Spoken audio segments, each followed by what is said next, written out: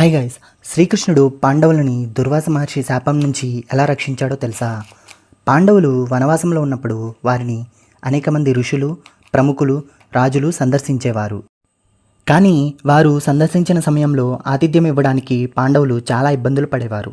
అందుకని ధర్మరాజు సూర్యదేవునికి తపస్సు చేసి అక్షయపాత్రని వరంగా పొందుతాడు. ఇది ప్రతిరోజు అపరిమితమైన ఆహారాన్ని నిరంతరం అందించే పాత్ర.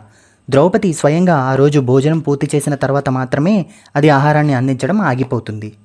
ఇది తెలిసిన దుర్యోధనుడు ద్రౌపది భోజనం పూర్తయిన తర్వాత దుర్వాస మహర్షిని అడవిలో తన బంధువులను సందర్శించమని కోరుతాడు.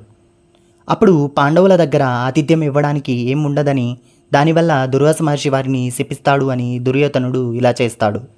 దుర్యోధనుడి కోరిక మేరకు దుర్వాస మహర్షి పాండవుల ఆశ్రమానికి వెళ్తాడు. ఇక వారు నదిలో స్నానం చేసేలోపు వారికి భోజనం వడ్డిస్తానని ద్రౌపది చెప్తుంది.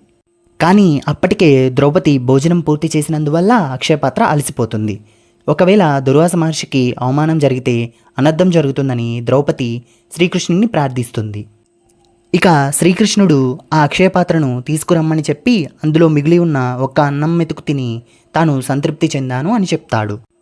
అలాగే స్నానానికి వెళ్ళిన దుర్వాస మహర్షి ఇంకా వారి శిష్యులు భోజనం చేయకుండానే సంతృప్తి చెందుతారు.